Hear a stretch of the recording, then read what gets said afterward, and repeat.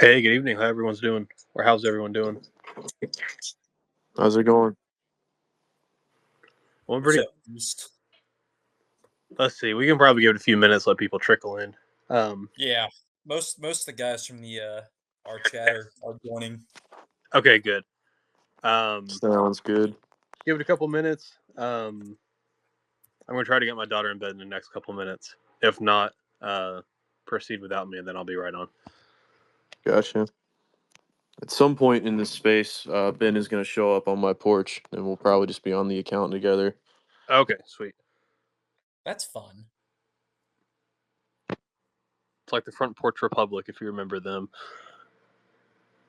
Oh man, in the future, dude, this wraparound porch is perfect for hosting talks. I might look into doing something like that.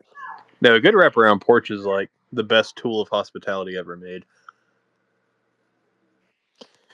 Yeah, one of these days we'll host a chapter getaway up here, and I can show y'all around the farms and whatnot. I've got a nice overwatch position on my porch where I can kind of see around about 1,000 acres of our Christmas trees just down the holler from my vintage. Shoot, how many acres do you have? So it depends on how widely I want us to expand the family out. I think this property is like 143, but altogether maybe like 4,000 or 5,000. Shoot, that is really cool. And it's all for Christmas trees? Not all of it. So, and this is spread out between cousins and aunts and uncles, but it all comes from my granddad's property originally. But we got trees for the most part, and then we got pumpkins in some of the spots that we don't grow trees in, and then a decent amount of timberland. And then we don't do cattle currently, but I'm gonna put cattle back up here one of these days. You got any thoughts in mind as to what would you ranch? Probably just Angus to start with at least. I'd love to get dairy cattle back up here. We used to be pretty big in the dairy industry in this region, but most of that moved up north into the Shenandoah up in Virginia in the last, I don't even know, like it's been like a 50-year process as it slowly moves northward, but it'd be cool to get that back up in here. I think that's the direction things are trending, especially we were talking about this. We met up with some officers from the Nashville chapter. They're great guys. And we were discussing, one thing that would be really easy to coordinate would be like getting cow shares just amongst your membership. Yeah. Yeah, that'd be something I'd be willing to do. Because the thing is, up here, the primary cash crop is Christmas trees, yes, but unfortunately, there's some plots where the soil has like there's different diseases, but the primary one is Phytophthora, which is a I can't remember if it's a fungus or a bacteria, but it essentially it's a type of organism that creates like a sap that saps over the roots and just the trees can't get nutrients that way. And if you got a field with that, you obviously can't grow trees in. So what better to do then than run cattle? Because typically, if it's a plot of land you're growing trees in, it's not necessarily suitable for any other type of crop because it needs to be at a certain incline. And cattle, pretty much the only other stuff that can go up in those plots. Besides, you can do some pumpkins and squash, but you know.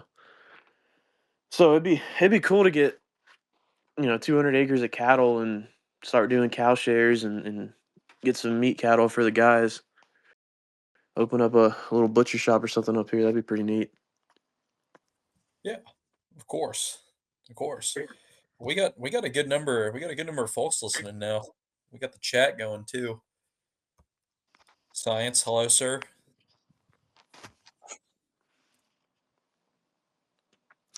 Yeah, so the way we typically do this, whenever our president gets back from putting his daughter to bed, we'll officially begin with a prayer, and then we'll get going from there. But we'll just chit chat until he gets back. Right on. And if there's any of your men that want to join in as a speaker, just tell them to request, and I'll give it to them. You got it.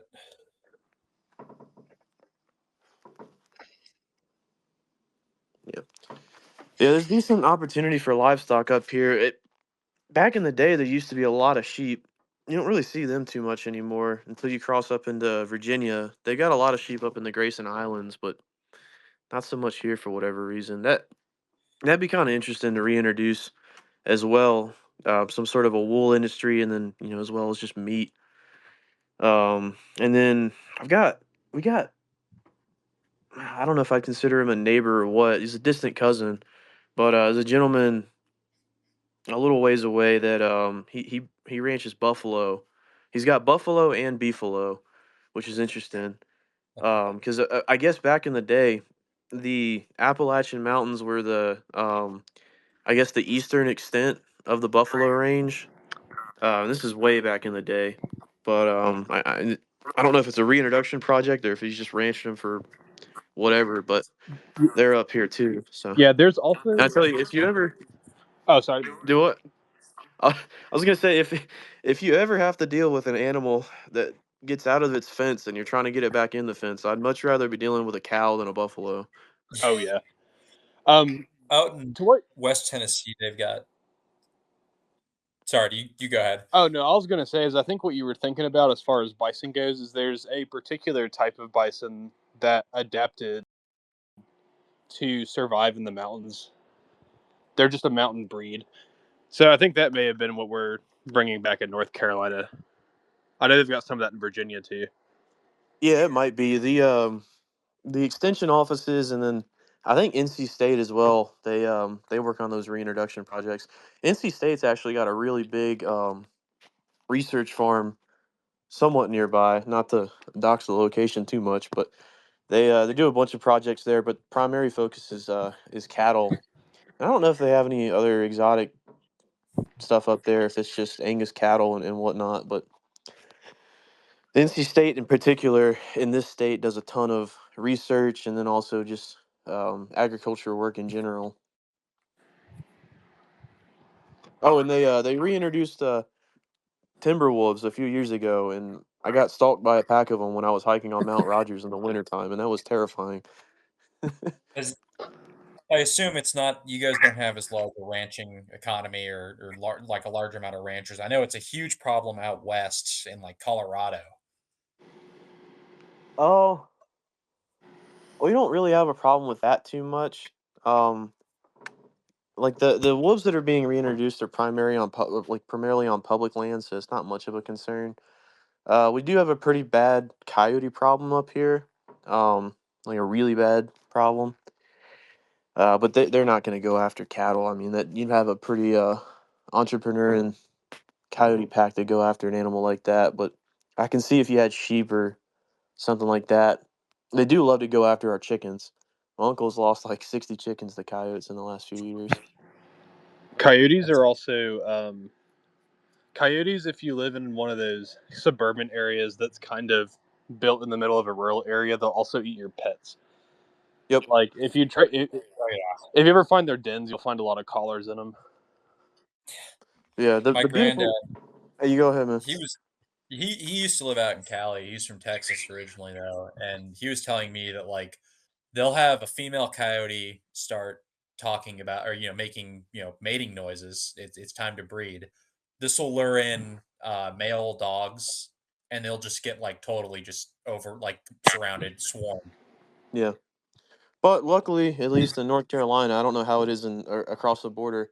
You can kill a coyote anytime, any place, anywhere, any manner. So if you ever see one, kill it. It's usually I don't think it's an issue. I've heard horror stories where if like someone's in their neighborhood and they get attacked by a coyote and they shoot it, their neighborhood might go after him for discharging a firearm, but that's like a private issue. That's not necessarily. I think I don't think the police would bother or care unless it's something else happened. Yeah. But anyways, I guess Luke's back now, so we can go ahead and pray us in, and we'll get going. Yeah. All right, yeah, we'll pray us in. Dear Heavenly Father, we thank you for this day. Pray that you'll bless this meeting and make it productive, and that we'll be able to cover a wide range of topics in an edifying way for our audience. It's in Jesus' name that we pray. Amen. All right. Amen. Yeah.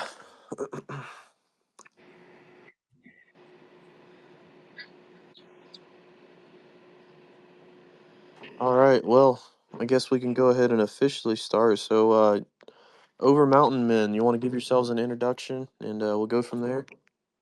Yes, hello. My name is I'm the poster known as the Glistener.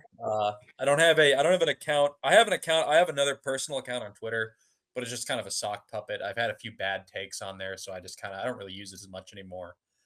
I might open up a new one. We'll see. But I'm the secretary for the Overmountain Men of the Tennessee Valley. Interesting. Why did you choose the name Overmountain Men? Just curious. We wanted to kind of memorialize the Battle of Kings Mountain. We thought it was, this area. It's been settled by a very hardy people, and we kind of wanted to incorporate that into our chapter's lineage and our chapter's, our identity. Very neat. Yeah, my pretty much the entirety of my mom's side of the family, every fighting age male, ended up participating in that battle up in at that point it was all Wilkes County, but John Sevier and I'm blanking on some of the other names. They would pick up the militia cap companies and whatnot and head on down. So I got a lot of ancestors that fought at Kings Mountain. It's quite a battle for our history, and actually we'll be at some point in the spring we'll be hosting a trip out to Kings Mountain, walk the battlefield, talk it over. Yeah, we're very fortunate to live. I think, Tennessee and the Appalachia, there's a ton. I grew up in West Tennessee, and I was spoiled by getting to go to Shiloh like every year. And we had an adult in our troop who his family fought at Shiloh, and he just gave us like probably the best tour we could possibly get. Very neat. Yeah, there's a lot of really cool stuff up in northeastern Tennessee as well that you don't really hear about. During the Revolution, kind of after Yorktown, when everyone thought that the Revolution was over, it wasn't. That's really when the Western theater started to pop off. So, further west in Tennessee, you had guys like George Rogers Clark conducting his campaigns up and down the Mississippi. But then over in East Tennessee, you had a lot of really interesting stuff happening. I'm not sure if you're familiar with the Battle of the Island Flats or not, I'm but not, no. over in Kingsport, Tennessee, there's a big island in the river, and at that point in time, this is post Kings Mountain. All the Overmountain men had returned back to their homes. They had this organization that they called it the Wataga Association. It started in the early 1770s, but the Crown essentially abandoned all the Appalachian settlers, and so they banded together effectively in their own nations. In a way, it was a precursor to the state of Franklin. But in the early 1780s, the British were starting to spur up all these Indian tribes, and they ended up fighting this battle over near Kingsport, Tennessee, called the Island Flats, and it was a pretty major militia engagement towards the end of the Revolution. We ended up fighting off a British force, Indian force, dealt a pretty substantial defeat to them. It was one of the final battles in the mountain region. Right on. I see. That's where the Eastman chemical plant is now. Yeah, there's a lot of stuff up there. There's That's also there's a lot of weapons manufacturing up there that you don't. It's kind of catty cornered off the road, but they I don't know if it's Federal or Hornady, but they've got a primer and like artillery shell manufacturing plant up there. I want to say near the Eastman plant. It's almost comical to a certain degree that the Indian population always seems to pick the loser of every war. God. They chose the French the first time in the 7-Year War, and then they're like, well, we'll go with the British this time. Then they lose again, and then many Indian tribes in the South sided with the South during the Civil War, and that didn't pan out too well for them as well. But when you look at that kind of your Indian nations that existed, they have a knack for picking the losing side.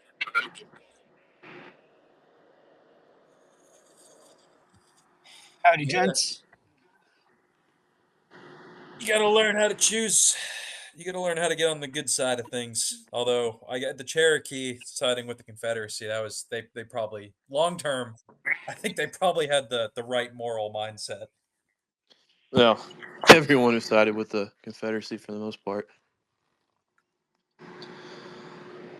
I sort of thought the Cherokees ended up almost getting what they bargained for in their alignment with the Confederacy. It wasn't just that they wanted recognition within the state of North Carolina. I know that's what it was for the ones in North Carolina. I don't know what it was elsewhere.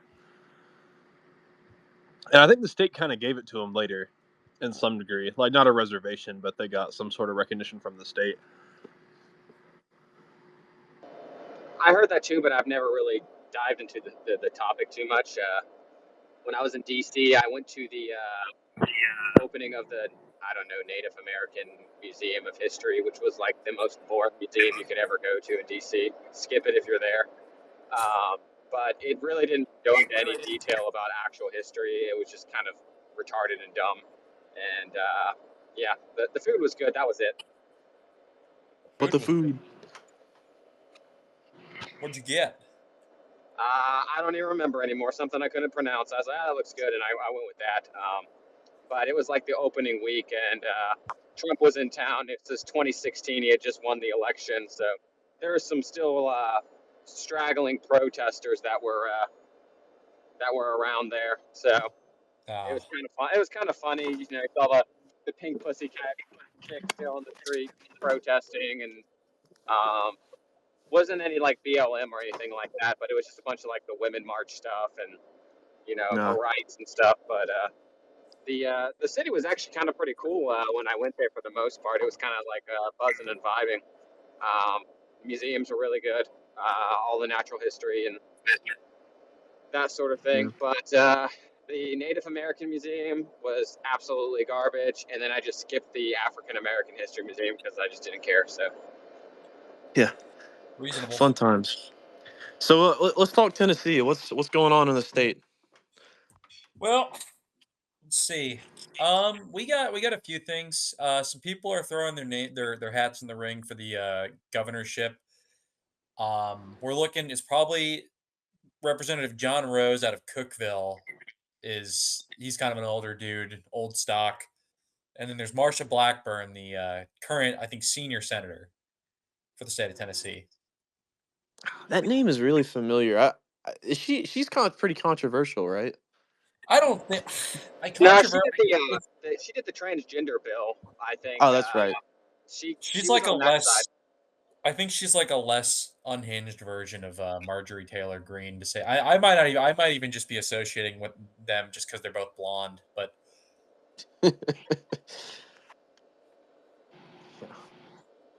No, she kind of. I don't know. I think she's just like a worse version of a rhino. We got that. Have y'all? What's the homeless situation like out in North Carolina? Do you guys is that a problem, especially maybe in like Charlotte or Research Triangle? Oh, it's pretty speak bad. All throughout the triangle. Really? Yeah, it's pretty bad here in the Triad area too. How long has it been an issue? Well, Forever. it's been a issue for a while, but over the last, I know in the Triad where I'm from, it's had the biggest rise in homelessness out of any part of the state, supposedly, and it's really exploded over the last 5 years. Yeah. Okay. Yeah, same here with the Charlotte area. I don't live in Charlotte, but I work in Charlotte, and they just finally last week, I noticed they started cleaning up a bunch of the homeless encampments because it was just getting so filthy and bad. But I mean, they just end up like rounding them all up, and they're all standing around cleaning up their trash. So they'll bring like a big like junk truck, and they'll start throwing things away. And the population would just like migrate like a band of nomads to go ruin some other like overpass area. But there'll be anywhere between 50 to 100 of them sometimes just encamped in some little grove. And usually you can spot them because they got blue tarps. They're not very good on like clandestine stuff, to say the least, but it's pretty bad in this area.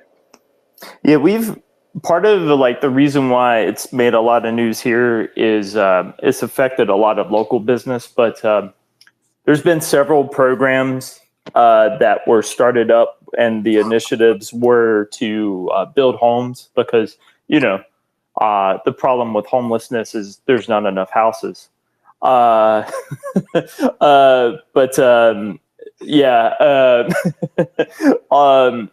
No houses got built, or they were stopped mid-build. And there were several $1 million in Greensboro that were allocated towards building these houses. No houses got built, and they don't know where the money went. So it's a big scandal here in this area. Really, it's become more of an issue in the last. I more so since COVID, from what I understand. I moved out to Knoxville a little over a year and a half ago for grad school, but we have there's like a main street running from like North Knoxville to kind of downtown, close to downtown. Is that Gay Street? Yeah, close to Gay. It's Broadway. Okay, I know. I usually I've got family up in Kentucky, and I sometimes stop in Knoxville and stay at the Crown there. Yeah. And, yeah. I mean, I like Knoxville. I think it's a cool little mountain town. It's better than Asheville, if you ask me. But yeah, that's a bit of a low bar. Asheville, and I don't think there's much left in Asheville, unfortunately. Asheville is just, there's no reason to go there unless you have a really specific, I'm going here to do this. Otherwise, I'd avoid the city. I've only ever, in living memory, been there once, and that was for a Town Mountain concert, and I essentially went to that and left because I don't know. Asheville is disgusting, and I hate it.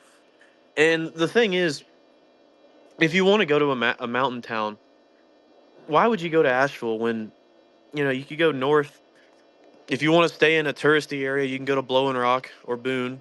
Or if you want to get a real experience, you can go over to Mountain City or so on and so forth. I don't know. It's I don't get the Asheville it's the hype. beer industry there. You've got like 30-something microbreweries, and then you have, of course, the Biltmore right down the street. So people, they end up just taking their wives and their girlfriends to the Biltmore, and then the next day they hit the town and they do all the little microbreweries, because you got like Sierra Nevada around the corner, and like Wicked Weed and New Belgium, and some of your bigger kind of ones that were like your OG craft scene. If you came up through that kind of early to mid 2000s, there was a really popular craft brewery. So people end up like making a pilgrimage there for just the beer and the Biltmore. Other than that, there's like, it's not really a great town. I mean, when I was there was like a dude on the sidewalk barefoot writing slam poetry in the snow on a typewriter. So you've got that weird like, I don't know, like faggotry hippie vibe. We got to get him on here. Yeah. So that's Asheville summed up right there. I got you. Yeah, you forgot all the graffiti too. Street art. The last time, street art. Yeah. I didn't even have I know that that's just part of the landscape. Yeah, it's really, yeah. The last time I was there, my wife likes to stop by there every time we're out in the mountains, and I hate it there. Yeah, the last time I went, I saw pretty much almost everything you described, and there was like not one thing that wasn't tagged. It was just absolutely brutal. It's like a more gayer version of Portland, and Portland's pretty gay, so I don't really know what they're trying to do there. It's like they're trying to be like Stay Weird Asheville, and it's terrible. Yeah, and that's looking from the perspective of like an Appalachian family or whatnot. When you're up here and Jefferson, North Carolina, or Mountain City, Tennessee, you're up in the mountains, and you look at people going to Asheville, and even comparing the topography, it's not really mountains, to be honest with you. Like, looking around on my porch, these are mountains. Asheville is, hills. There's some mountains off in the distance, but it's really not all that much. And I just, from the perspective of this being my mountains, I don't really get the appeal. And I guess really the appeal is city people who want to have a city experience and teleport that experience into a rural area. But I feel like that just it just devalues the whole thing. And you even see that unfortunately in recent years with what Boone's been turning into, and then across the border, Johnson City and Elizabethton and Bristol really as well, kind of experiencing the same sort of thing with the gentrification. It just devalues the mountain culture, and I don't know. It just seems like a whole It, push away it's more like from mountains. hipsterification because it's like it is like a really like weird millennial hipster culture that ends up residing in some of these towns because they want to go on like the backpacking trips and the biking and their little microbrew scene stuff, but they're like culturally they're kind of like oddballs there. So they've taken the cities and they've done what they do to all cities and they just make it terrible, and like import like global homo like American culture of hipsterness into wherever they're at. Yeah. I think Paul Fahrenheit wrote an article a while back. It was really well written about like the Democratic Party kind of coming home to the South, which, that's an issue we're seeing here in Knox County is that the GOP here just totally incapable of dealing with or responding effectively to, the Democratic Party in the county. The city, like there's a lot of great potential in Knoxville. There's a lot to do here. And pretty much the current mayor is just running things into the ground. Yeah, that is a trend. Even here in North Carolina, Wataga County is the perfect example. Up here in the mountains, all surrounding it, you got some of the hardest red counties in the state of North Carolina, if not in the United States overall. And these aren't like the dynamics of people up here. They're not like the old style Klansmen Southerners that you might get in like the flatland counties out in North Carolina, Tennessee, and whatnot. They're like a different type of old stock conservative. But you contrast that when you go into the cities, particularly Boone. It's a perfect example. What happens is you get these colleges that move in, and that just infects the whole area with communism, effectively. And Watauga County has gone so hard left in the last several years. Um, and there's just really not much you can do about it. Um, excuse me. Well, it's the rise of like the Hicklibs and then your city people because like it is an infection. Because I know people that live up in that area, and you do have this like weird because the colleges are there. You had enough of them go to school there that they end up becoming like this weird version of like a Tyler Childers Hicklib that's like talking about gay coal miners or something like that. The Yeah, the Hicklib problem is really it's like several orders of magnitude worse than I think anyone currently in our on our side of the aisle appreciates. yeah, it's definitely Yeah, becoming more of a problem up here. I'm very familiar with it from where I'm at. But the thing with your Hicklibs is generally they're going to stay in the vicinity of a city. So up here again, I'll give the Tennessee example. Your Hicklibs will take, Kingsport, for example. Your Hicklibs aren't going to live more than like 30, 45 minutes away. They're not going to come out to Mountain City and live out there, with a few exceptions. Same thing in Boone. They're not going to come all the way up to, um, Lansing or Jefferson, North Carolina, because that's just too far out of their comfort zones. It's an hour to the microbrewery. That's unacceptable to them. But Yeah, and their within parents those might call them regions, back for dating a dude. yeah, within those regions, they do pollinate outwards. In Boone, all up and down the New River is just all these college professors and Hicklibs that want to have their 1 acre LARP farm. And it's become a problem for the locals, and hopefully that's something we'll be able to address in the coming years. Well, part of the growth of all this stuff too is, just the renormalization of drug use. That was always part of the big appeal of Asheville. It's similar to Sedona. If you've ever been to Sedona, it's just it is very liberal, but it's also like a liberal, specifically a liberal drug culture. And the more and more drugs get kind of renormalized, the more and more you'll see stuff like Asheville. Thrive is probably the wrong word, but you'll see it retain its popularity. It's essentially, I think the city police, I'm not sure. I really don't know how accurate this is. I haven't read into this, but I'm pretty sure they just either gave up totally on enforcing any sort of possession laws or consumption in public. It's bad here. It's really bad in Knoxville. Yeah, definitely the same case up here. Especially in really only in those areas, your Boone, your Johnson City, your Bristol, where you got those essentially leftist communist administrations that just prevent the police from policing,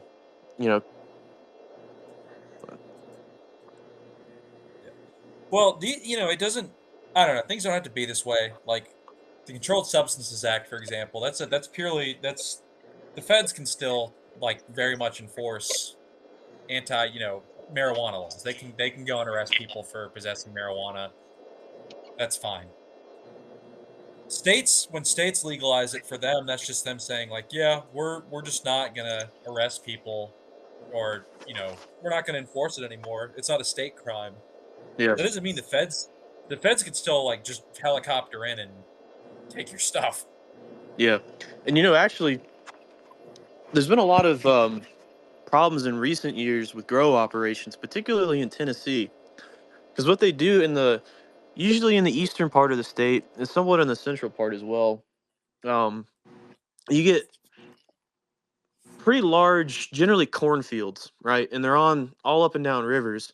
And what's happened is you get these folks that they'll either canoe or whatever the case may be up and down the river, and they'll cut a little patch out of the cornfield, and they'll put a little grow operation there, and they'll do that. They'll dot that up and down the creeks and streams.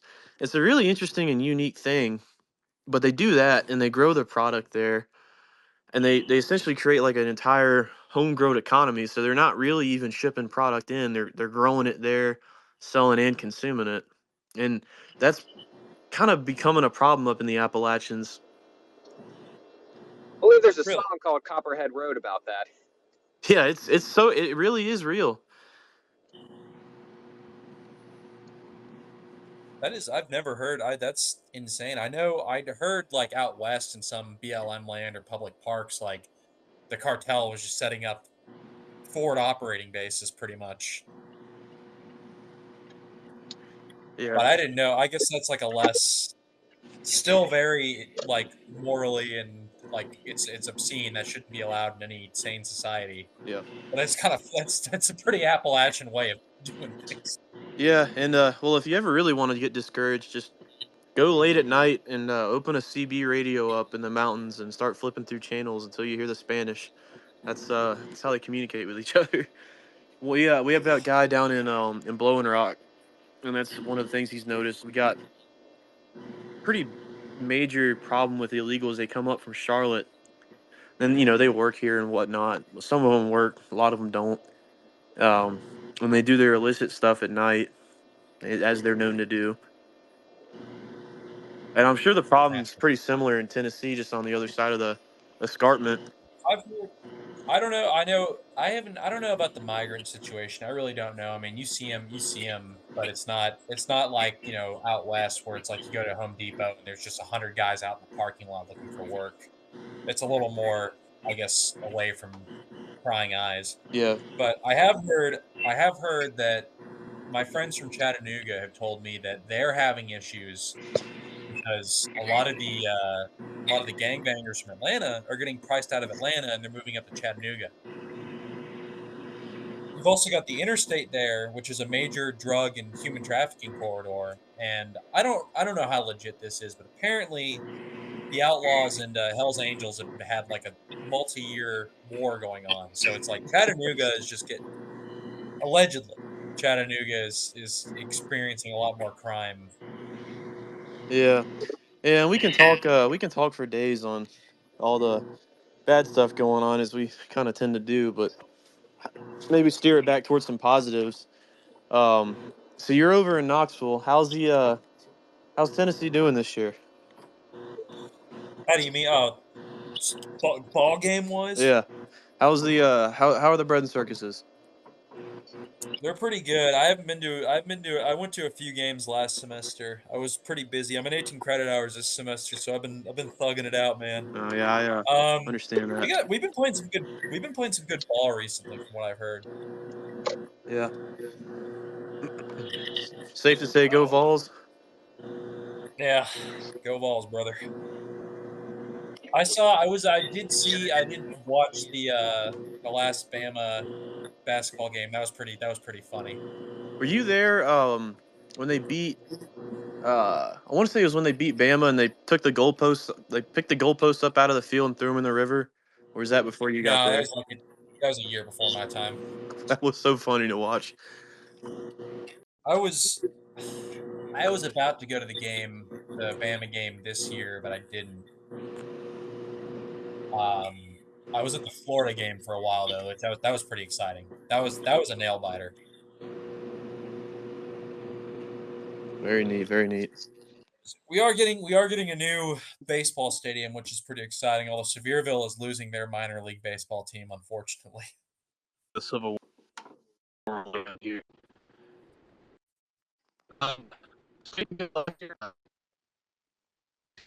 Luke, you're coming in broken and unreasonable. Looks like the cartel's getting to him. Oh no. No, you're good now. Go ahead. Oh, okay. Oh, I was gonna say March Madness around here is essentially like reliving the Civil War every year. State did good last year.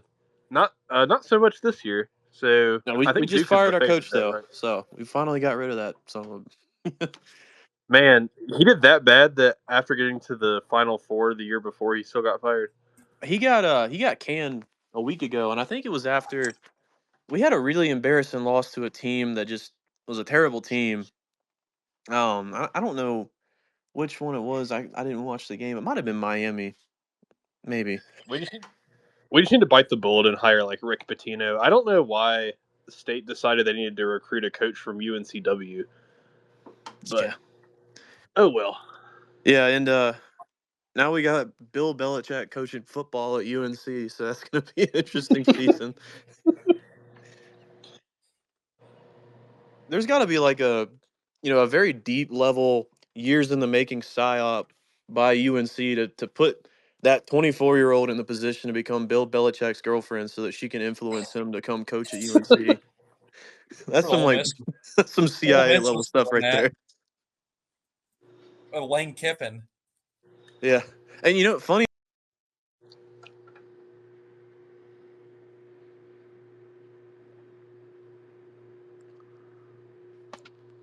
I think one of y'all cut out. Yeah, that was me. My bad. Anyways, I was saying, Tom Brady has 1 year of eligibility left if he wanted to. I was about to ask.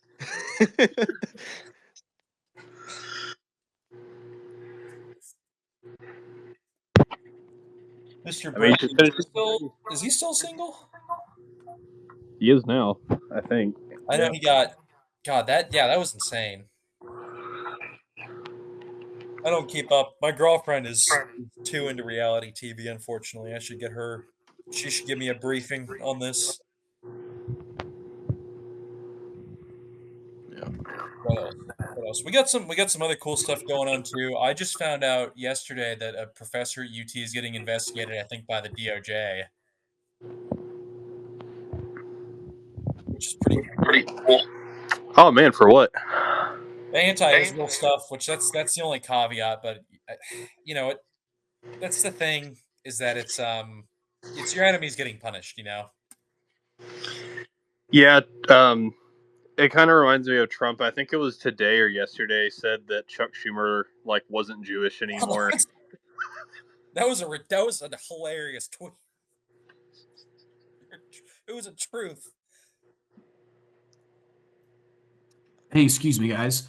I do not mean to derail the conversation, but someone earlier mentioned they had friends in Chattanooga. Yes. And I was curious if they would be interested in maybe starting an OGC chapter down here. Yeah, I can let me see. They're up here. They're in school with me. I don't know how long they're sorry. Long day, man. I'll see what they feel. I'll put some feelers out. Appreciate it. If not, no worries. I've got some other leads, but I thought I'd ask just in case. Sure thing.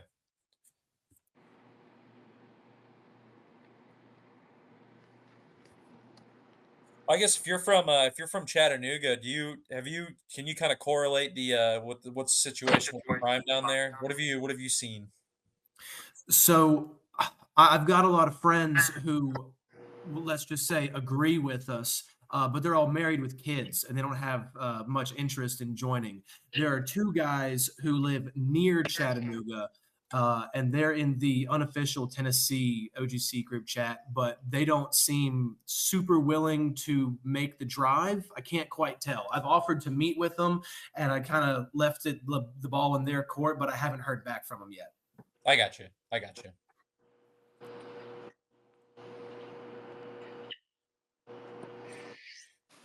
don't know. What else? Hey, can someone else hop on the society account? I gotta bounce.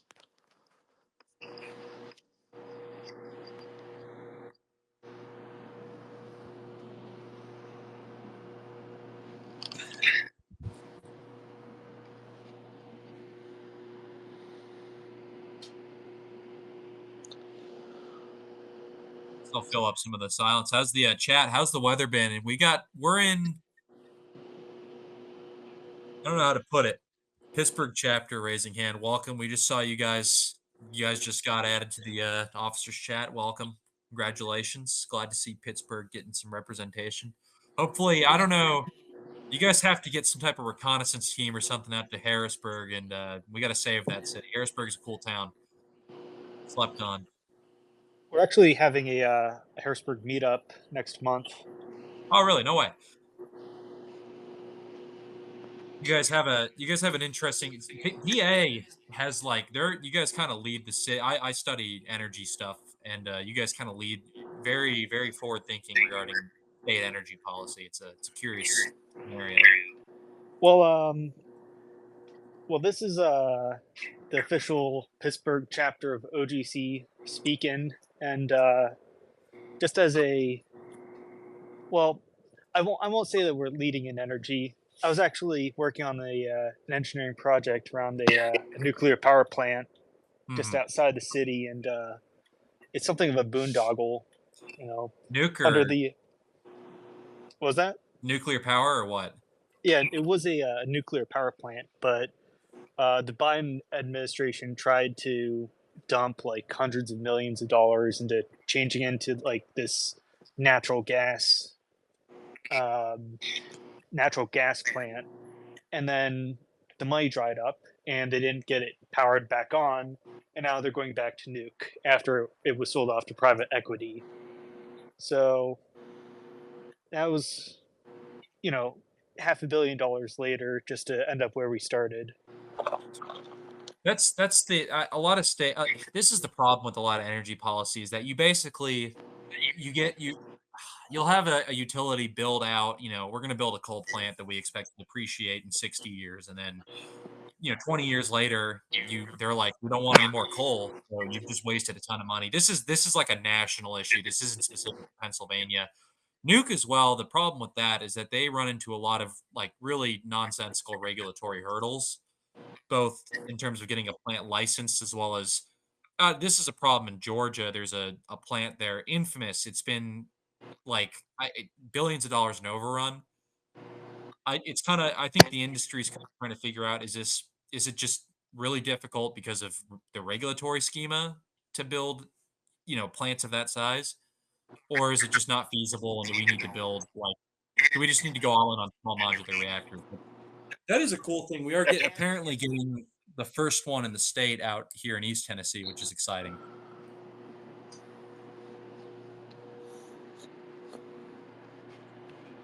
What plant is that you're getting in East Tennessee? They're putting a small modular reactor out at Watts Bar. It's a TVA plant. So it's not what like company is building that? I'm not sure. Let me check. I like nukes. I got you. I do too. Hey, Luke, you still there? Yeah. All right, I gotta give you the space. Ben just got hit by a woman somewhere on the mountain. I gotta go make sure he's not dead or dying. Okay, yeah. Keep us updated.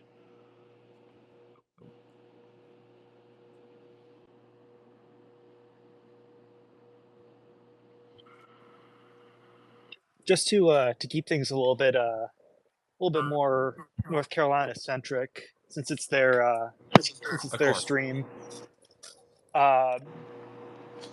We the Pittsburgh chapter named ourselves after Mingo Creek Association, and one of our leaders was Herman Husband, who led the regulator movement out in West Tennessee.